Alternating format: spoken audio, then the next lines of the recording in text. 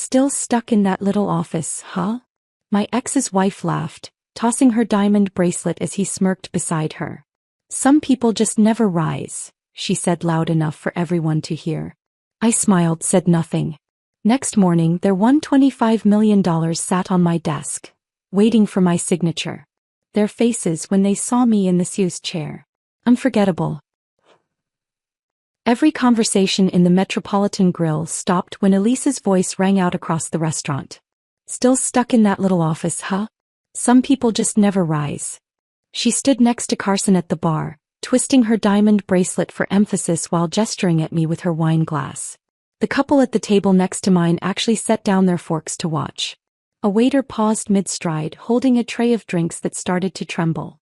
Carson added his own performance, loud enough for the entire dining room, still pushing papers while the rest of us build empires, right, sweetheart?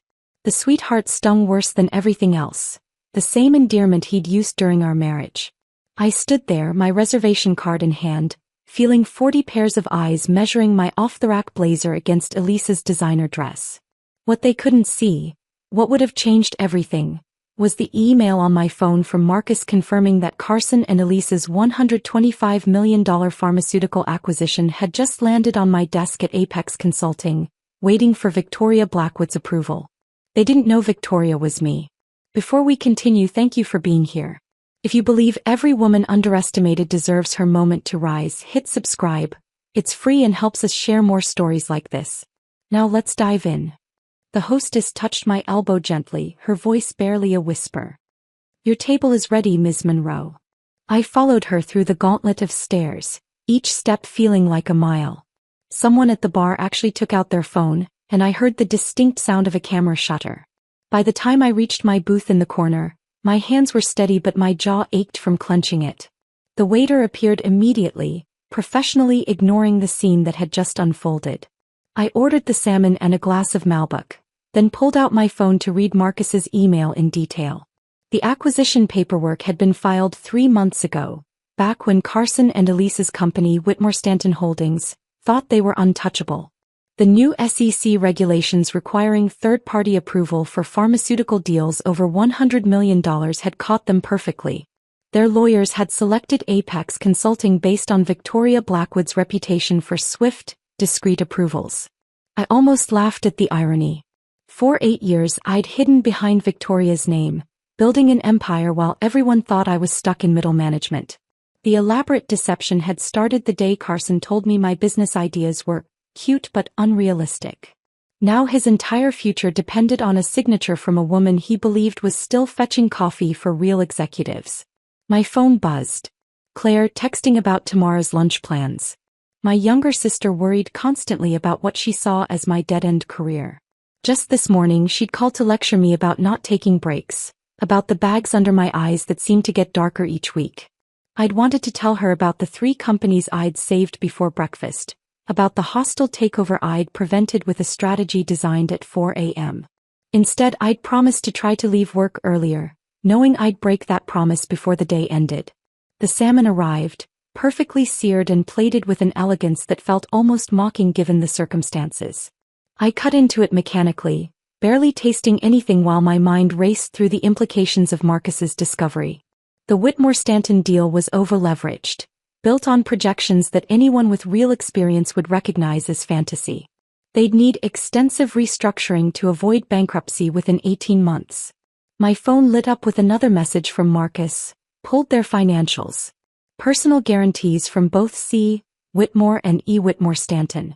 They're all in on this. Personal guarantees. Carson had pledged his grandmother's trust fund. Elise had put up her father's real estate holdings as collateral. If this deal failed, and without my intervention they'd lose everything. The restaurant had returned to its normal hum of conversation, though I caught occasional glances in my direction. The couple who'd stopped eating to watch my humiliation were now deep in discussion, probably recounting what they'd witnessed to add drama to their evening. The waiter who'd frozen with his tray was smoothly serving tables again, though he gave my booth a wide berth. I thought about this morning how it had started like every other day for the past 8 years. My alarm at 4:45 a.m., the drive through empty Manhattan streets, the elevator ride to the 42nd floor where my real office waited, The corner suite nobody knew belonged to me. Marcus always arrived first, leaving detailed reports on my desk about companies in crisis, hostile takeovers in progress, executives desperate for help they didn't know came from me. This morning's stack had included Hartley Pharmaceuticals, hemorrhaging $3 million daily while fighting off a hostile fund. I'd spent 2 hours crafting a poison pill defense that would save 4,000 jobs. Their CEO would thank Victoria Blackwood profusely, never knowing she was actually the woman he'd walked past in the lobby, dismissing her as another anonymous worker bee. David Huang had called during my morning coffee, his voice breaking with emotion as he described his daughter Emma getting into Stanford. "She's writing her college essay about you, Ms. Blackwood. About the invisible guardian angel who saved her father's company." I'd listened through my voice modulator, wishing I could accept his repeated invitations to meet in person, to let him shake the hand that had saved Meridian Tech from corporate raiders. But Victoria had to remain a ghost. The moment anyone discovered she was actually Delilah Monroe, divorced, discarded, supposedly stuck in a little office, everything would change. The respect would evaporate. The effectiveness would crumble. So I maintained the lie, even as it meant celebrating every victory alone in my apartment with takeout and wine. The Malbec was good, better than what I usually allowed myself. I'd chosen the Metropolitan Grill tonight as a small reward after a particularly brutal week. 16-hour days had become my normal, but this week had pushed even my limits. 3 hostile defenses, 2 restructurings, and a particularly nasty proxy fight that had required me to work 37 hours straight. Carson and Elise had probably come here to celebrate their impending acquisition, confident that Victoria Blackwood's approval was just a formality. They had no idea they'd just humiliated the person who held their financial future in her hands. The same woman they'd mocked for never rising was about to show them exactly how high she'd climbed. I paid the check and gathered my things, noting how conversations paused as I walked past. The story would spread through their social circles by morning. Poor Delilah Monroe, still stuck in her little office while Carson and Elise built their empire. Let them talk. Let them laugh. Tomorrow afternoon, they'd walk into Apex Consulting's conference room expecting to meet Victoria Blackwood. Instead, they'd find me at the head of the table, CEO nameplate gleaming, their $125 million deal annotated with enough red ink to paint their future crimson. The woman they'd just publicly humiliated would be the one deciding whether their empire stood or fell. The valet stand outside held my coat while I tried to compose myself in the restaurant's mirror. My reflection showed exactly what everyone inside had seen. A woman in a department store blazer, carrying a laptop bag that had seen better days. Someone who clearly didn't belong in Manhattan's power dining scene. I touched up my lipstick with a drugstore brand, not the designer tubes Elise probably kept in her purse, and walked back through the heavy doors. The maitre d' glanced at me with something between sympathy and second-hand embarrassment.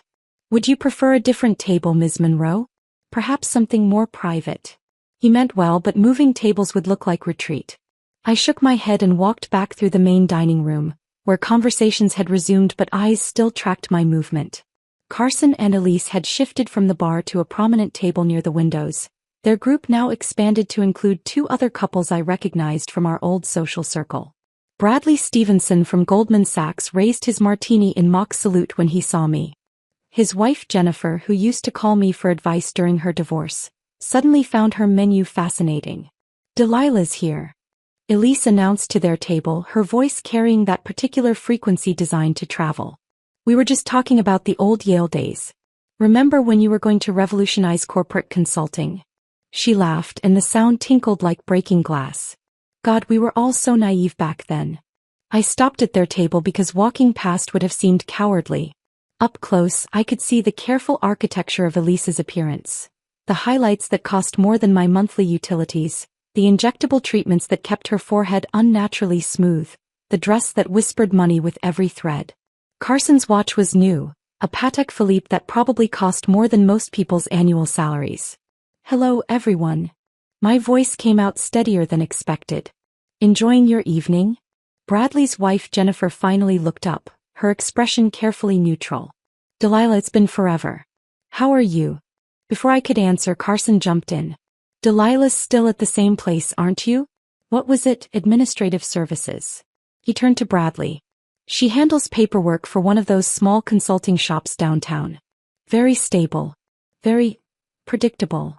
The word predictable hung in the air like a diagnosis. Bradley shifted uncomfortably while his wife studied her water glass. The other couple, names I'd forgotten, exchanged glances that suggested they'd rather be anywhere else. It pays the bills, I said simply. Elise's laugh was bright and sharp.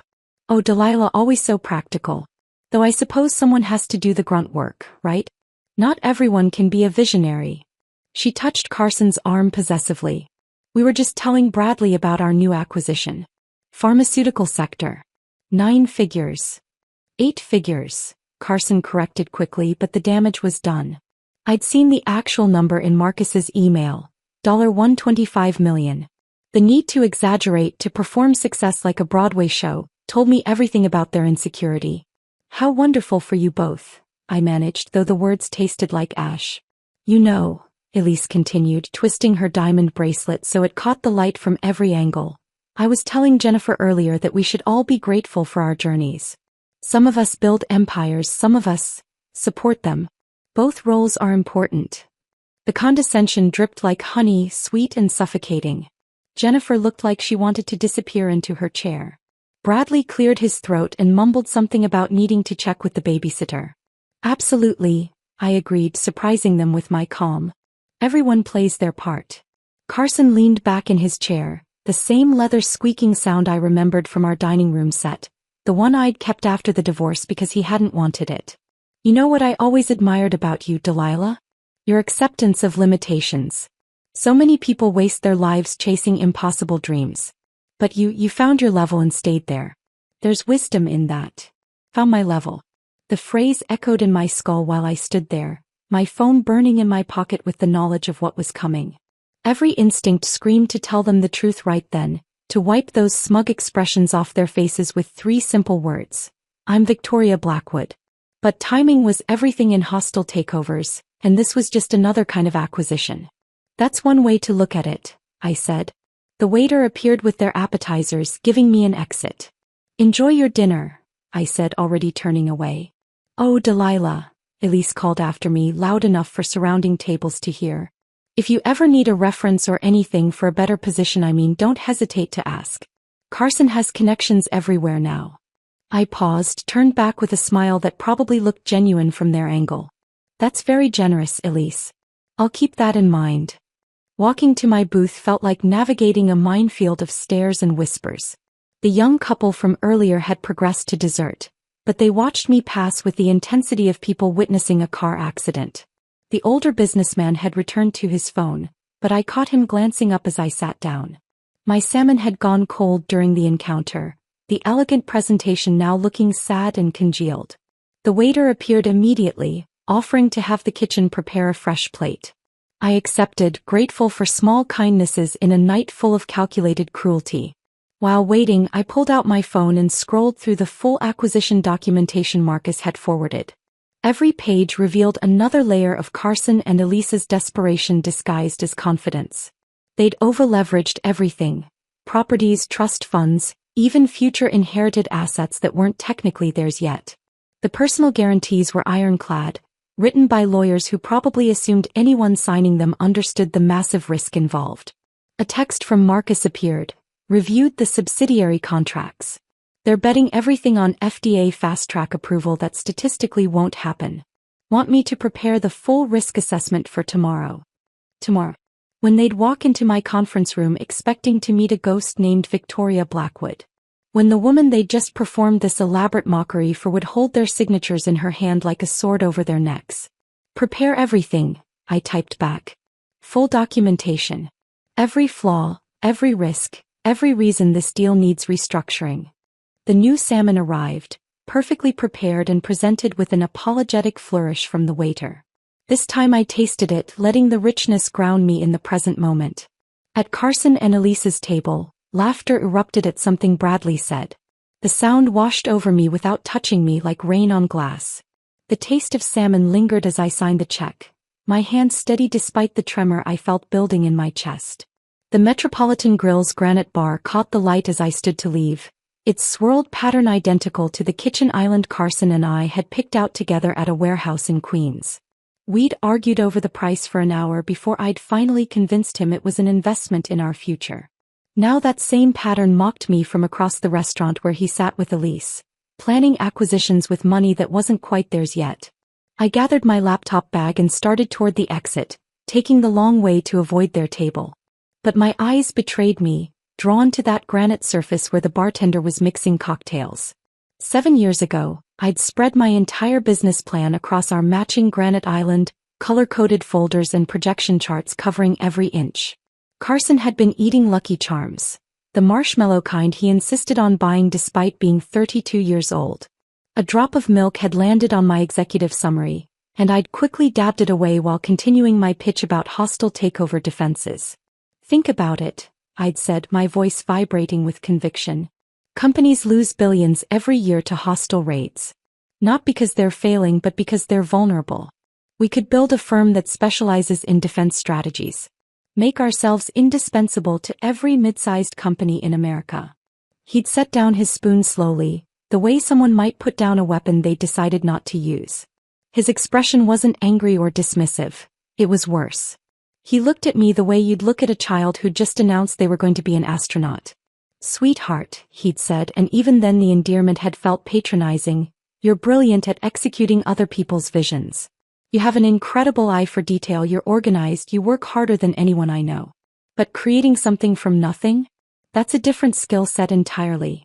I'd stood there holding my laser pointer, which suddenly felt ridiculous in my hand, like a toy. You don't think I can do it?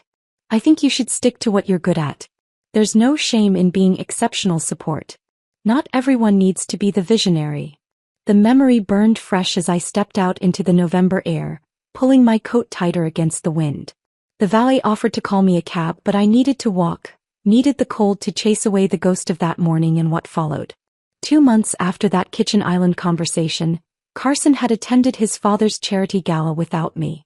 I'd been home with the flu, fever so high I could barely lift my head. Go without me, I'd insisted, not wanting him to miss the networking opportunity. He'd kissed my forehead, promised to come home early, and left smelling of the cologne I'd bought him for Christmas. He came back at 3 a.m. and he was different. Not drunk, not disheveled, just altered.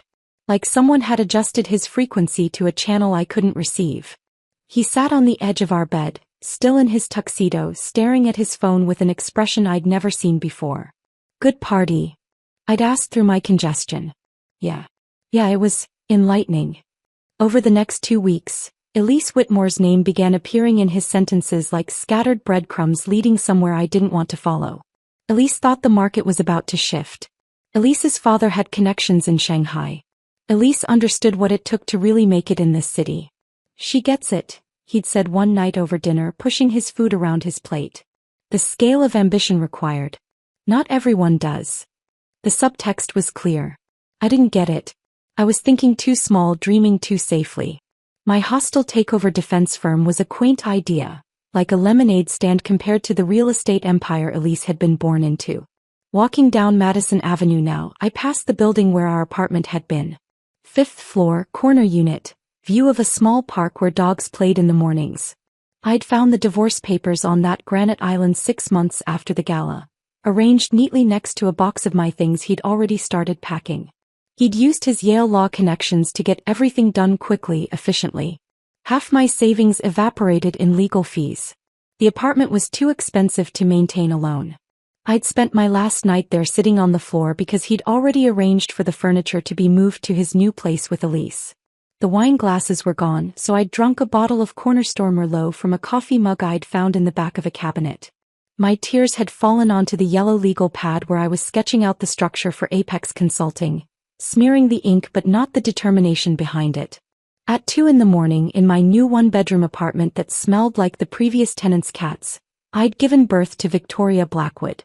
Not in celebration but in desperation. The incorporation documents glowed on my laptop screen as I selected Operations Manager from the drop-down menu for my own role. So would be Victoria Blackwood, a woman who existed only in paperwork and carefully modulated phone calls. I'd spent the rest of that night practicing her voice, recording myself reading the same paragraph over and over until I found the right tone, confident, slightly British, The kind of accent that suggested old money and Ivy League without saying either explicitly. My throat had been raw by sunrise, but Victoria was ready to meet the world.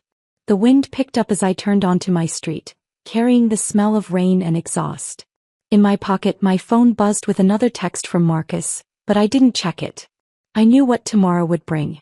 Carson and Elise would walk into my conference room expecting to meet the legendary Victoria Blackwood, and instead they'd find me. The woman Carson had dismissed at our kitchen island. The one he'd left with divorce papers and an empty apartment. The one Elise had just performed for like a circus act at the Metropolitan Grill. They thought I'd been stuck in place all these years, but I'd been building something they couldn't see. Every dismissal, every condescending smile, every public humiliation had been another brick in the foundation of something that would outlast their over-leveraged ambitions. Victoria Blackwood had been my chrysalis, and tomorrow I would finally emerge. My key turned in the apartment lock just after midnight, but sleep wouldn't come. I lay in bed staring at the ceiling, replaying every moment from the restaurant, until my alarm buzzed at 4:45 a.m. The city was still dark as I drove to the office, but my mind was already racing ahead to the meeting that would change everything. Marcus was waiting in the 42nd floor lobby when the elevator doors opened, holding 2 cups of coffee and wearing that expression that meant he'd discovered something important. He'd been with Apex for 6 months, hired after I'd saved his previous employer from a particularly vicious hostile takeover. Sharp, intuitive, and most importantly, discreet. "We need to talk," he said, following me into my office. I hung my coat and settled behind my desk, noting the unusual tension in his shoulders. "What's on your mind?" He set down a folder thick with printouts, spreading them across my desk like evidence in a court case. Financial signatures, dated emails, incorporation documents, timeline analyses. My stomach tightened as I recognized what he'd compiled. "Hartley Industries," he said, tapping one sheet. The defense strategy was filed at 3:47 a.m. by Victoria Blackwood. "Security footage shows only you in the building at that time." He pulled out another page. "Brennan Steele.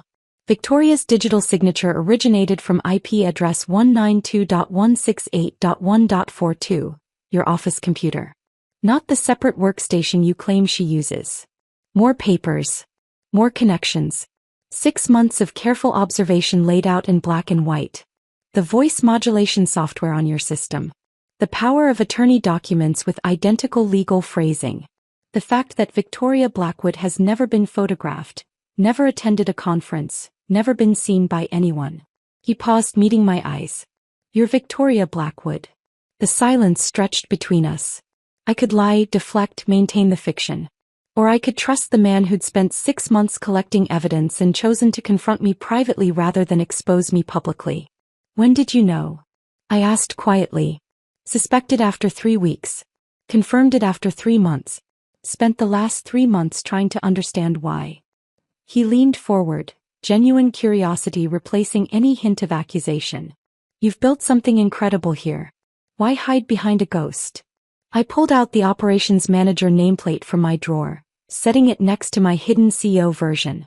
"Because ghosts don't have histories. They don't have ex-husbands who dismissed their ideas or social circles that decided they weren't worth knowing. Victoria Blackwood gets respect because she's a mystery. Delilah Monroe would get picked apart because she's real." Marcus absorbed this, nodding slowly. "The hostile takeover we prevented last month. Davidson Pharmaceuticals. Their board thanked Victoria profusely. While I sat in the corner taking notes, and they never looked at me twice. That's actually genius." A grin spread across his face, the same one he wore when we'd cracked a particularly complex defensive strategy. "You weaponized their dismissal of you." From that night forward, everything changed. Marcus became my true lieutenant, the only person who knew both sides of my identity. We'd work until 3 in the morning sometimes, the conference table buried under financial reports and legal documents, empty containers from his mother's restaurant scattered between laptops and calculators. "Boss," he'd say, always with that knowing grin, "Victoria's getting a call from Tokyo in 10 minutes. Need the voice modulator." We developed a rhythm. I'd handle the strategy while he managed the logistics of maintaining my dual identity. When we saved Excelsior Biotech from a hostile fund that had already acquired 30% of their shares, he brought champagne to celebrate. To Victoria, he said, raising his glass with a theatrical wink, and to Delilah. May they both continue to terrify corporate raiders. It was the first time in years someone had celebrated both versions of me, acknowledged that they were both real, both valuable. 3 months into our partnership, Marcus mentioned his mother's restaurant was struggling. Rising rents in Queens were crushing her dream, the landlord demanding 40% more despite 12 years of perfect payments. He mentioned it casually over cold pizza at midnight, not asking for help but unable to hide his worry. Send me the lease agreement, I said. Delilah, I wasn't asking. Send it. I spent the weekend restructuring her lease through a shell company Victoria controlled, negotiating with her landlord's management company which, coincidentally, I'd saved from bankruptcy 2 years earlier. They owed Victoria Blackwood a favor. The new lease locked in reasonable rates for the next decade with built-in protections against arbitrary increases. When Marcus found out, he stood in my office doorway struggling for words. My mom, she's crying. She made you empanadas. Enough for an army. She wants to know who to thank. Tell her it was a friend who believes in protecting good businesses. He crossed the room and hugged me, brief, professional but genuine. This is why you hide, I said when he pulled back. So we can help without creating obligations. Without people feeling they owe us their gratitude or loyalty. Or maybe, he said, you hide because you're scared of being seen as powerful. The observation hit closer to truth than I wanted to admit. 13 companies saved from hostile takeovers, 23 successful restructurings, billions in preserved market value, all credited to Victoria Blackwood while Delilah Monroe went home to microwave dinners and empty celebrations. Industry magazines ran feature articles about Victoria's mysterious genius. Forbes speculated about her background. The Wall Street Journal called her the ghost in the machine of American business. Meanwhile, I sat alone in my apartment, reading about my own achievements as if they belonged to someone else. You should reveal yourself, Marcus suggested one evening as we reviewed quarterly reports. Take credit for what you've built. I showed him my laptop screen, not the bank statements showing Apex's success, but the comments section under a recent article about women in business. The vitriol directed at female CEOs who'd built their companies from nothing. The accusations of sleeping their way to success. The detailed dissections of their divorces, their appearances, their personal lives. A divorced woman with no connections, no family money, no Ivy League MBA? They'd tear me apart. Question every deal, investigate every success, assume I had help or got lucky or worse. Victoria Blackwood's mystery is her power. The moment she becomes Delilah Monroe, that power evaporates. Marcus didn't argue, but I saw something shift in his expression. Understanding mixed with frustration at a world that made hiding the smartest strategy for someone like me. We stayed in my office until nearly 10 that night, Marcus and I, analyzing market patterns and discussing defensive strategies for 3 other clients facing raids. The weight of keeping secrets had become familiar over the years, but tonight it felt different. Tomorrow would change everything, though Marcus didn't know that yet. I was packing up my laptop when he suddenly stopped mid-sentence, staring at his tablet screen. His fingers moved quickly across the surface, zooming in on something, his expression shifting from curiosity to disbelief. Delilah. His voice carried an edge I'd rarely heard. You need to see this. He turned the tablet toward me and there it was, a confidential SEC filing from Whitmore Stanton Holdings. The numbers jumped out immediately. $125 million for the acquisition of PharmaLink Industries. My eyes found the critical clause buried on page 3. Third-party verification required by an approved consulting firm specializing in pharmaceutical sector analysis. Keep reading, Marcus said, his excitement barely contained. The law firm's recommendation was typed in standard legal formatting. We recommend engaging Apex Consulting Group, specifically requesting oversight from Victoria Blackwood given her unparalleled track record in pharmaceutical acquisitions. The tablet trembled slightly in Marcus's hand, though whether from excitement or the magnitude of what we were looking at I couldn't tell. They filed this 3 months ago, he said. Before last night's restaurant performance. They have no idea Victoria Blackwood is you. I sank into my chair, the leather creaking under the sudden weight of possibility. Carson and Elise had just placed their entire future in my hands without knowing it. The same hands they'd dismissed as only good for pushing paper. The irony was so perfect, so complete that laughter bubbled up from somewhere deep in my chest. Not bitter or forced, but genuine. The first real laugh since Carson had walked out 7 years ago. They just handed us their future, Marcus said, already pulling up additional screens on his tablet. This is poetic, I finished. We spent the next 4 hours dissecting every page of their proposal. Marcus pulled the full financial disclosures while I analyzed the deal structure. What we found was worse than amateur. It was reckless. They'd leveraged everything on projections that assumed best-case scenarios at every turn. Look at this, I said, highlighting a section on page 47. Personal guarantees from both parties. Marcus leaned over my shoulder reading the fine print. Carson pledged assets from the Whitmore Family Trust. That's his grandmother's money, she's 93 years old. And here, I pointed to another clause, Elise's father co-signed using his real estate holdings as collateral. Half of Connecticut's commercial property according to what they love to brag about. The structure was a house of cards built in a hurricane. They'd borrowed against future inheritance, pledged assets they didn't fully own, and bet everything on FDA fast-track approval that statistically had a 12% chance of happening. Without proper restructuring, the deal would collapse within 18 months, taking their entire financial ecosystem with it. When do they expect to meet Victoria? I asked. Marcus checked the scheduling system. Their lawyers requested tomorrow, 2 p.m. Conference room A. Tomorrow. Less than 18 hours away. I stood and walked to the window looking out at the city lights below. Each light represented someone's ambition, someone's dream, someone's carefully constructed facade. Tomorrow mine would finally fall away. We need to prepare the conference room, I said, turning back to Marcus. This needs to be perfect. We spent the next hour transforming the space into a carefully orchestrated stage. I adjusted the lighting controls myself, making their sides slightly harsher. Not enough to be obvious, but sufficient to create subtle discomfort.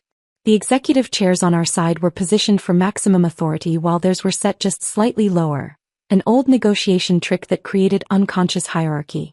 The smart glass, Marcus said, gesturing to the wall panel. We can keep it opaque from their side. You could watch them arrive. Do it. He programmed the glass while I unwrapped my real nameplate, the one I'd never displayed. Delilah Monroe so gleamed in brass letters that had never seen daylight in this building. Marcus placed it at the head of the table with ceremonial precision. What about Victoria's? He asked. She retires tomorrow. We tested the wall display 3 times, ensuring the presentation would load instantly when needed. 8 years of victories, billions in saved value, testimonials from CEOs who'd never known my real name, all ready to appear at the touch of a button. By the time I got home it was past 2 in the morning. Sleep felt impossible. I lay in bed, my mind racing through scenarios and possibilities. The ceiling fan turned slowly above me, and in its rhythm, I heard echoes of every dismissal that had brought me here. Elise's voice from the restaurant. Still stuck in that little office, huh? Carson from 7 years ago. Stick to what you're good at, sweetheart. His father at that horrible dinner. Some people are meant to lead, others to follow. My college advisor suggesting I consider more realistic career goals. Each memory sharpened my resolve. Tomorrow wasn't just about revealing my success. It was about shattering their entire worldview. The woman they'd publicly humiliated held the power to save or destroy their financial future. The secretary they'd mocked would sit in the CEO's chair while they begged for approval. I got up and walked to my closet, running my fingers along the garments inside. Tomorrow called for something specific. Not the understated blazers I wore as operations manager, not the invisible uniform of someone trying not to be noticed. Tomorrow demanded presence. The Saint Laurent suit hung in protective plastic, purchased with my first major success but never worn. Navy blue so dark it was nearly black, with lines that whispered authority. I laid it out on the chair, then returned to bed. 3 hours until dawn. 15 hours until they walked into my conference room. The anticipation thrummed through my veins like electricity. Victoria Blackwood had served her purpose, protecting me while I built an empire in shadow. But tomorrow Delilah Monroe would step into the light, and Carson and Elise would finally understand that the woman they'd dismissed had been holding their strings all along. My phone buzzed with a text from Marcus. Everything's ready. This is going to be legendary. I didn't reply. There were no words for what tomorrow would bring. Only the quiet certainty that everything, every insult, every dismissal, every moment of being overlooked, had led to this perfect convergence. The morning arrived gray and heavy with approaching rain. I dressed slowly, methodically, each piece of clothing feeling like armor being fitted for battle. The Saint Laurent suit fit perfectly, its dark fabric catching light in ways that suggested depth and authority. I arrived at the office at noon, giving myself 2 hours to prepare mentally for what was about to unfold. At 1:45 p.m. I positioned myself in the observation room adjacent to conference room A, watching through the smart glass that remained opaque from their side. Marcus stood ready by the door, his expression carefully neutral despite the electricity I knew he felt. The conference table gleamed under the adjusted lighting, my CO nameplate catching the light at the head like a crown waiting to be claimed. They arrived at 1:55 p.m., 5 minutes early, clearly wanting to project punctuality and professionalism. Carson entered first and my breath caught for just a moment. He was wearing the Hermes tie I'd bought him for our 5th anniversary, the one I'd saved for 3 months to afford. He had no idea, of course. To him it was just another expensive accessory in his collection. Elise followed, her Louboutins announcing her presence with sharp clicks against the marble floor. She wore cream-colored Chanel, her hair pulled back in a style that probably cost more than most people's car payments. The diamond bracelet from last night caught the light with every gesture, a reminder of her performance at the Metropolitan Grill. Their legal team filed in behind them, 2 senior partners from Cromwell and Associates, a CFO whose nervous energy radiated across the room, and an assistant who immediately began arranging documents with practiced efficiency.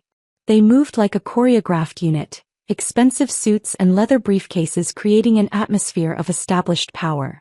"Miss Blackwood will be with you shortly," Marcus said, his voice carrying just the right tone of professional courtesy. "Can I offer anyone coffee? Water?" "Just get her in here," Carson said, not rudely but with the casual dismissiveness of someone used to being obeyed. "We have a 4 o'clock in Midtown." Through the glass I watched him check his Rolex. Another gift from me, though this one from his birthday 6 years ago. The irony of him using my gifts while preparing to meet the woman he'd dismissed made my fingers tighten around my portfolio. Elise settled into her chair with practiced elegance, adjusting her bracelet in what I recognized as a nervous habit.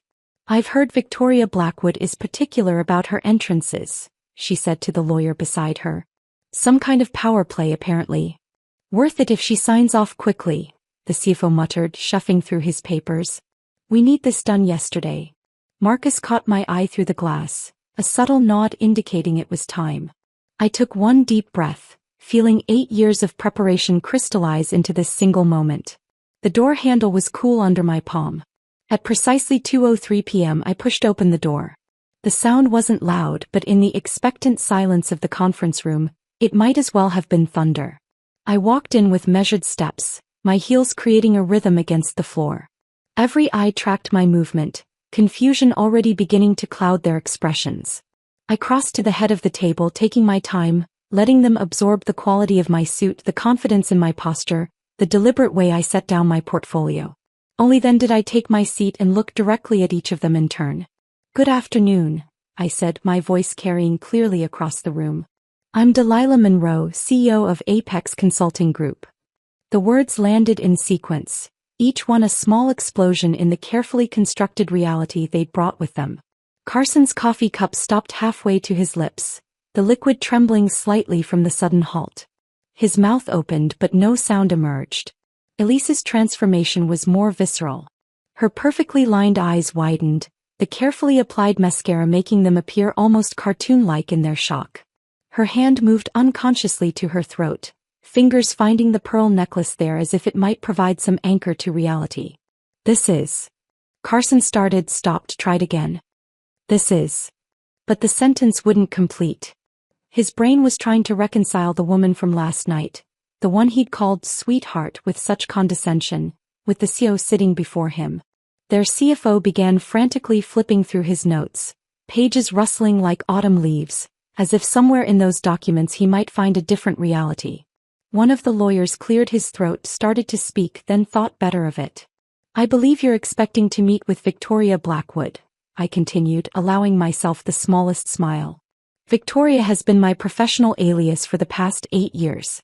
A necessary fiction that allowed me to build this company without the burden of certain preconceptions. I nodded to Marcus, who touched his tablet.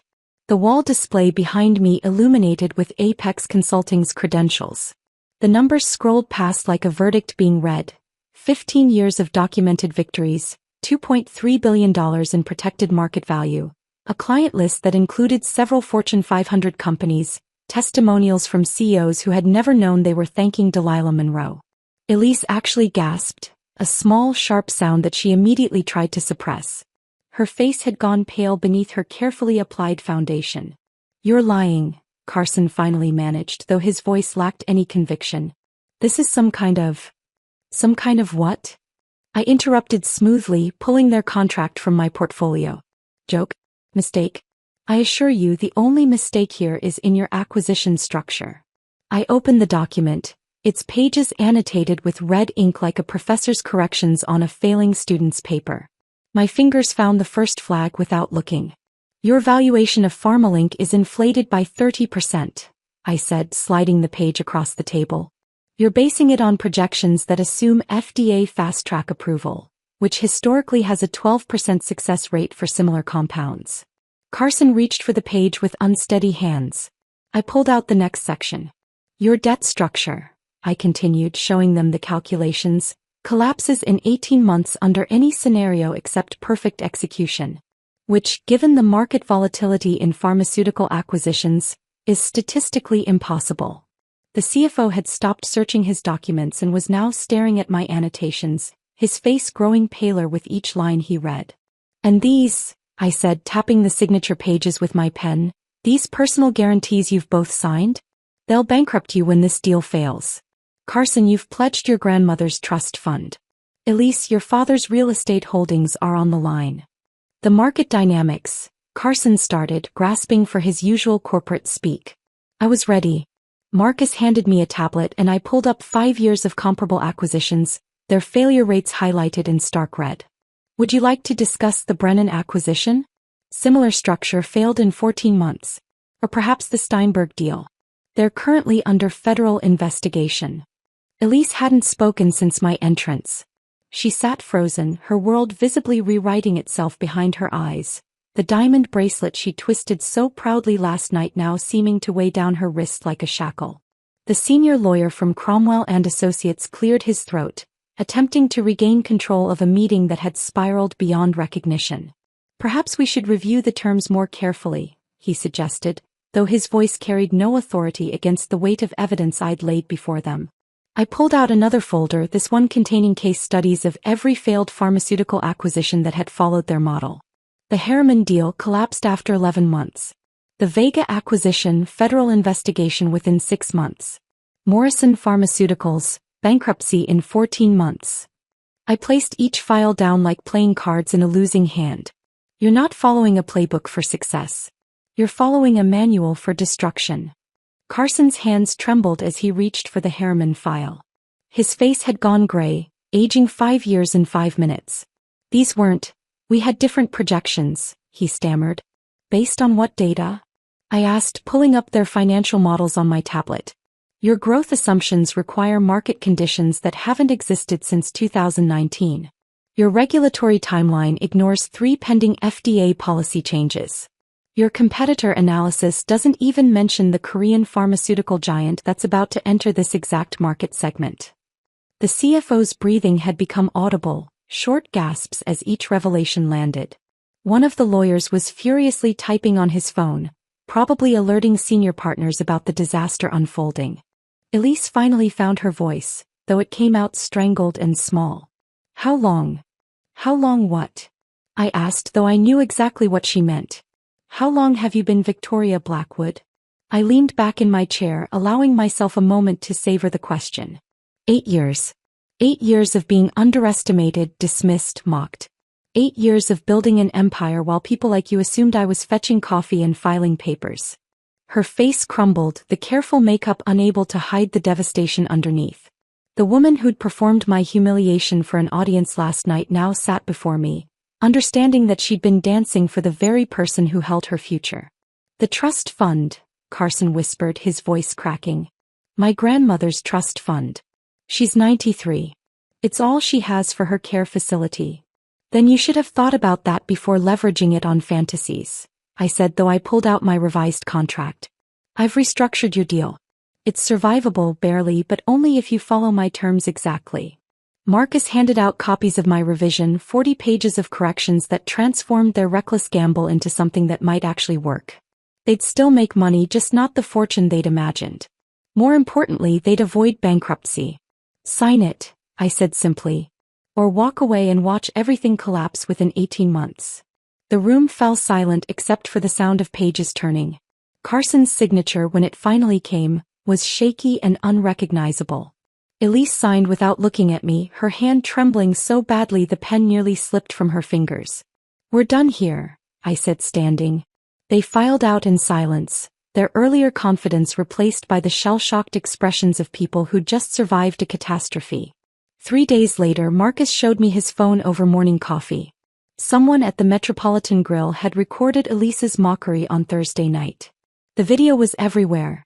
Twitter, LinkedIn, TikTok. Still stuck in that little office, huh? Some people just never rise, played on repeat over dramatic music. The comment sections were brutal. Did you see who she was talking to? One commenter wrote. That's Delilah Monroe, the CEO of Apex Consulting. She's worth more than everyone in that restaurant combined. The hashtag some people never rise became ironic overnight, attached to stories of successful women who'd been underestimated. Business Insider ran a feature. The secretary who was actually a shadow CEO. Forbes picked it up, then the Wall Street Journal. Carson's board of directors called an emergency meeting within 48 hours. Marcus had a contact there who fed us updates. They were furious about the over-leveraged deal, the risk to the company's reputation, the viral embarrassment. The vote of no confidence was unanimous. Elise's father gave an interview to the Wall Street Journal 5 days after our meeting. My daughter's recklessness nearly cost our family everything, he said, distancing himself with surgical precision. I've removed her from all family business operations effective immediately. Their social media accounts disappeared within a week. Elise's Instagram, with its carefully curated lifestyle posts, went dark. Carson's LinkedIn, previously updated daily with thought leadership posts, showed no activity. The divorce filing came through Marcus's network 3 months later. They fought over assets that no longer existed, each blaming the other for the catastrophe. Their lawyers sent me letters requesting professional courtesy in not discussing the details publicly. I filed them in a folder labeled simply past and never responded. But I didn't want to live in their destruction. That same week, I launched the Apex initiative, transforming the energy of revenge into something constructive. The program would fund women entrepreneurs who'd been dismissed, overlooked, or told they weren't capable of building something significant. The first applicant arrived on a rainy Tuesday morning. Sarah Chin, 34, with a biotech startup and exhausted eyes. She'd been turned down by 16 investors, most of whom suggested she find a male co-founder to add credibility. They said my idea was too ambitious for someone with my background, she told me, her voice steady despite the tears threatening to fall.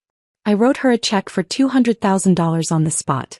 Ambition is exactly what we're funding here. Within 6 months, Sarah's company had 3 patents pending and a partnership with Johns Hopkins. She sent me a photo of her new office. A real office, not hidden, not small, with her name on the door in gold letters. Every month brought more women like Sarah. Engineers told they were better suited for support roles. Doctors with revolutionary treatment ideas dismissed as too risky.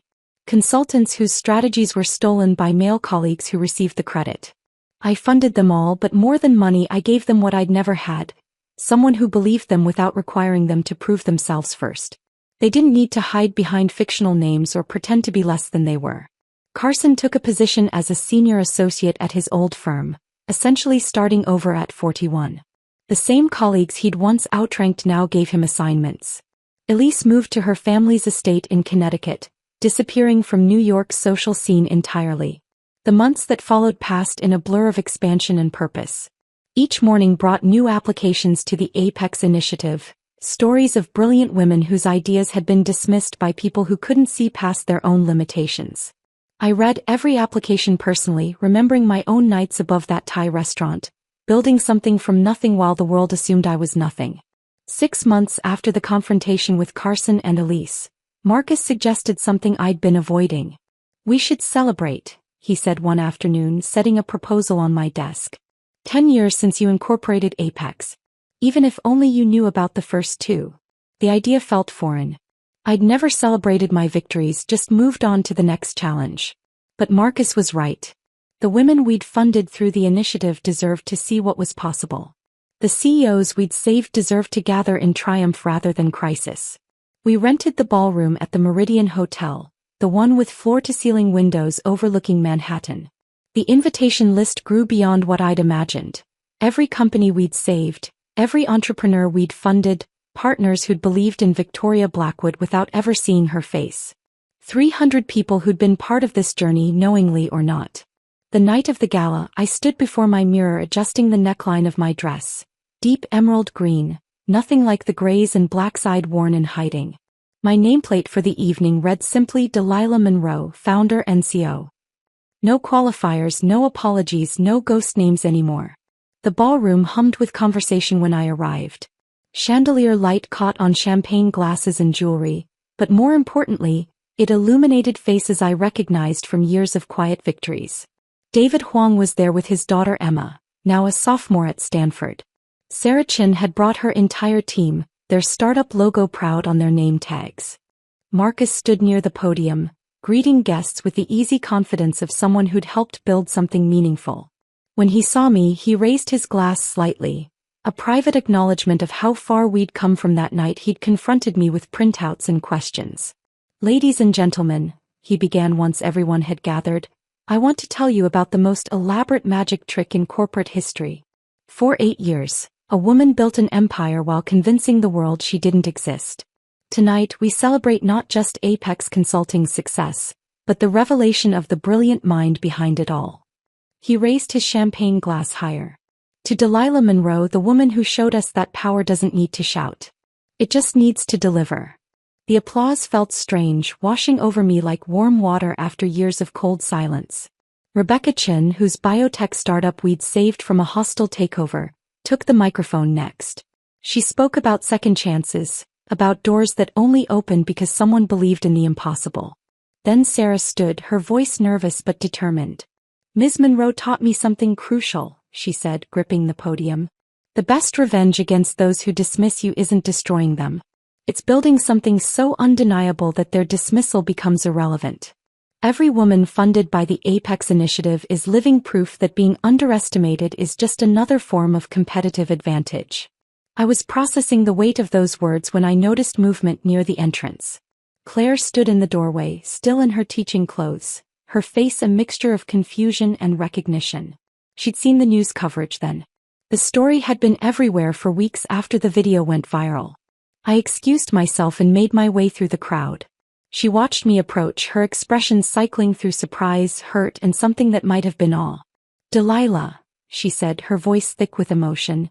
This whole time you let me think you were struggling."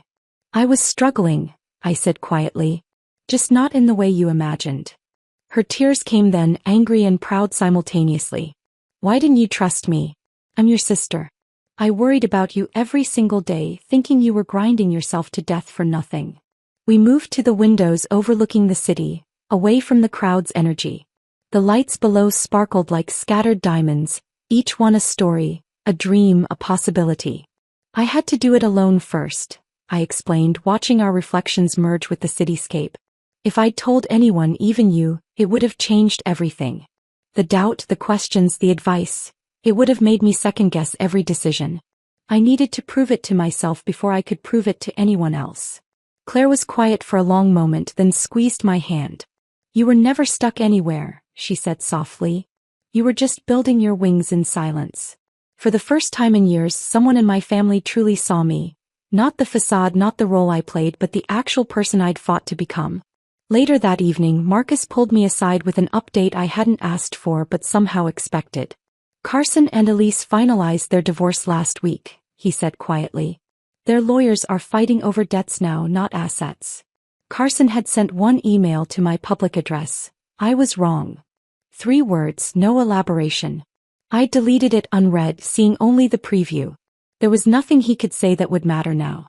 Elise had apparently disappeared to some mountain retreat in Colorado, posting vague quotes about finding yourself in new beginnings.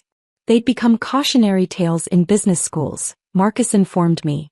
Case studies in arrogance, in underestimating competition, in the danger of dismissing people based on assumptions. But standing there in that ballroom surrounded by success stories and second chances, I realized they'd become something else too, irrelevant. As the evening wound down, I returned to my office 1 floor above the celebration. The sounds of the party filtered up through the floor, muffled but present. I stood at my window looking out at the city I'd conquered in silence. Tomorrow would bring 3 new hostile takeover defenses to design, 2 initiative interviews with women whose eyes would hold that familiar mixture of exhaustion and determination, and a meeting about expanding internationally. My reflection in the window showed tired eyes but satisfied ones.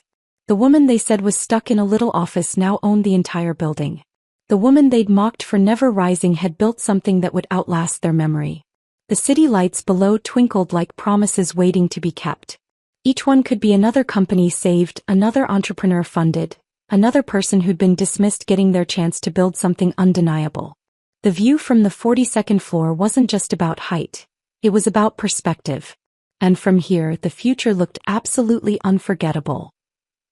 If this story of powerful revenge and poetic justice gave you chills, tap that like button right now. My favorite part was when Delilah walked into that boardroom, owning the moment they never saw coming. What was your favorite scene? Tell me in the comments below. And don't miss more stories of women who rise from silence to power. Subscribe and hit that notification bell so you never miss an upload.